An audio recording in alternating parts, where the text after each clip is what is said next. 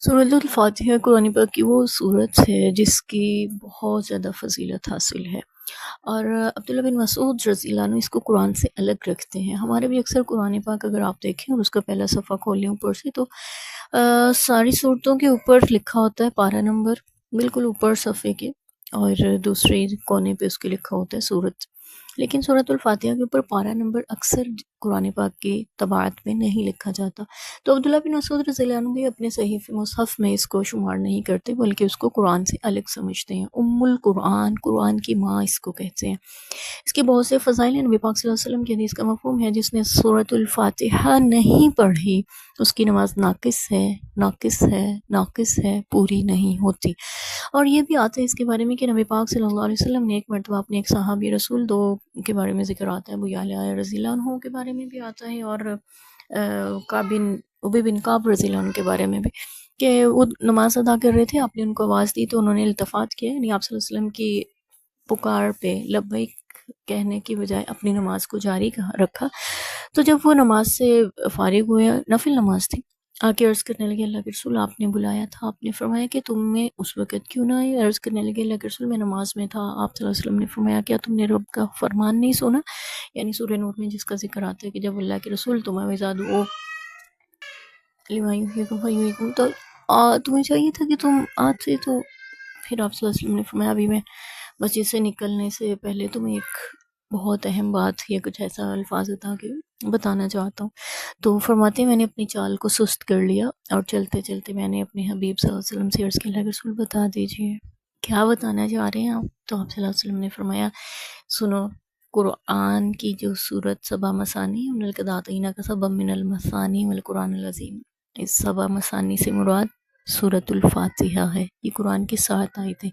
یعنی سورۃ الفاتحہ کی 7 آیتیں جو بار بار پڑھی جاتی ہیں، اور ان کی فضیلت یہ ہے، اور یہ آپ نے فرمایا کہ یہی سبع مثانی ہے اور یہی قرآن عظیم ہے جو مجھے دیا گیا ہے۔ اس کو قرآن عظیم کیوں کہا گیا؟ کیونکہ اس میں پورے قرآن کا خلاصہ موجود ہے۔ ہم پڑھتے ہیں الحمد، 7 آیتیں کیوں ہیں؟ بسم اللہ اس میں شامل ہے تو اس کی 7 آیتیں بنتی ہیں۔ تو قرآن عظیم اس لیے کہا گیا ہے کیونکہ اس میں پورا قرآن کا خلاصہ، القرآن بھی اسی لیے کہا جاتا ہے کیونکہ اس میں پورے قرآن کا خلاصہ موجود ہے۔ جتنی بھی اللہ کی حمد، تعریف، کبریائی، بڑائی کی آیات ہیں وہ ساری الحمدللہ رب العالمین میں آ جاتی ہیں، اس کے مفہوم میں۔ جتنی بھی اللہ تبارک و تعالیٰ کی رحمت کی باتیں، آیات ہیں، وہ ساری الرحمن الرحیم میں آ جاتی ہیں۔ جتنی قیامت کے ذکر سے متعلق آیات قرآن پاک میں موجود ہیں وہ ساری کی ساری مالک یوم الدین میں آ جاتی ہیں۔ جتنی بھی بندگی، عبادت کے طریقے اور اللہ اور بندے کے تعلق کے متعلق آیات مبارکہ ہیں وہ تمام کے تمام ایاک نعبد و ایاک نستعین میں آ جاتی ہیں، اور جتنے اللہ تعالیٰ کی طرف سے صراط مستقیم پہ چلنے کے احکامات نازل ہوئے وہ سب کے سب آیات مبارکہ اہدنا الصراط المستقیم کے ضمن میں آ جاتی ہیں۔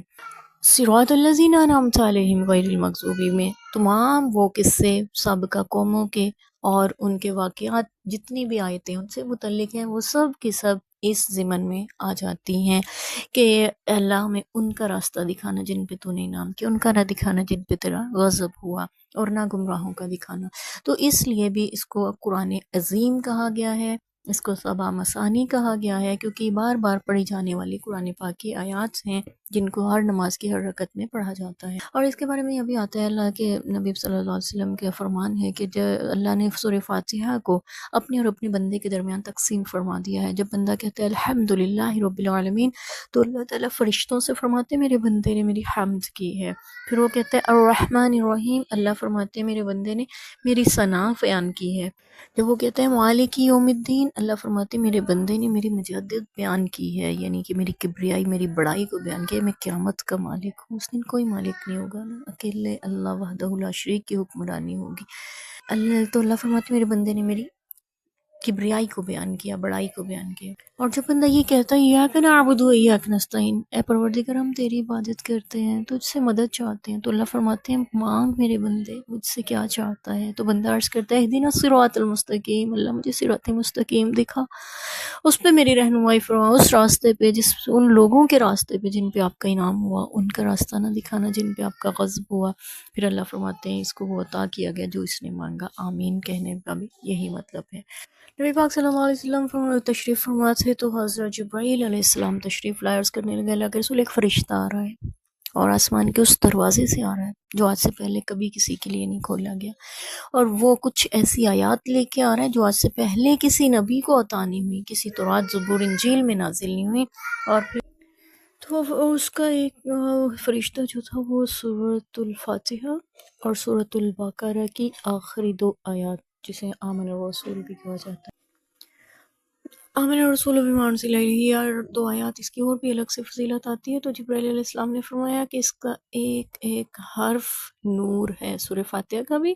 اور سورہ بقرہ کی آخری 2 آیات کا بھی، اور ان کی فضیلت یہ اس سے پہلے کسی کو یہ عطا نہیں، اور آپ صلی اللہ علیہ وسلم نے سورہ بقرہ کی آخری 2 آیات کے متعلق یہ بھی ارشاد فرمایا ہے، مفہوم ہے کہ یہ جو بندہ پڑھ لیتا ہے اسے کفایت کرتی ہے، رات کے سونے کے اذکار میں بھی اس کو شامل فرمایا گیا ہے کہ اس کے لیے کافی ہو جاتی ہے، اگر اس کی وفات بھی ہو جائے تو اس کی بخشش، اس کی آخرت، اس کی بھلائی، اس کی خاتمہ بھی لگانے، ہر طرح سے اس کے لیے کافی ہو جاتی ہے انشاءاللہ۔ یہ مفہوم ہے اس کا۔ سورۃ الفاتحہ کو دم والی صورت بھی کہا جاتا ہے۔ صحابہ اکرام کے ایک جماعت نے کسی سردار کو جیسے بچھو یا کسی زہریلے جانور نے ڈس لیا تھا تو انہوں نے اس کو دم کیا سورۃ الفاتحہ پڑھ کر، تو اللہ نے شفا عطا فرما دی تھی، اور اس کے عوض انہوں نے 40 بکریاں بھی ان سے وصول کی تھی۔ اس میں یہ بحث بھی ایک طویل طول پکڑتی ہے کہ آیا دم پہ اجرت لی جا سکتی ہے یا نہیں، اور اسی طرح قرآن سکھانے پہ اجرت لی جا سکتی ہے یا نہیں، یہ ایک الگ بحث ہے، جس کو تفصیل مطلوب ہو وہ کتابوں سے دیکھ سکتا ہے اس کو۔ تو آپ صلی اللہ علیہ وسلم کی خدمت میں عرض کیا گیا، پھر آپ صلی اللہ علیہ وسلم کے لیے بھی ان بکریوں میں سے آپ کو بھی کچھ پیش کی گئی بکریاں۔ تو یعنی یہ فضیلت والی صورت ہے، دم والی صورت ہے، قرآن کی ماں ہے، سورہ قرآن کا خلاصہ اس میں موجود ہے، ساری آیات ہیں، بندے اور اس کے مالک کے درمیان یہ صورت تقسیم ہو چکی ہے، اور اس کا ایک ایک حرف نور ہے۔ اللہ تعالیٰ میں سے پڑھنے، سمجھنے اور عمل کرنے کی توفیق دیں۔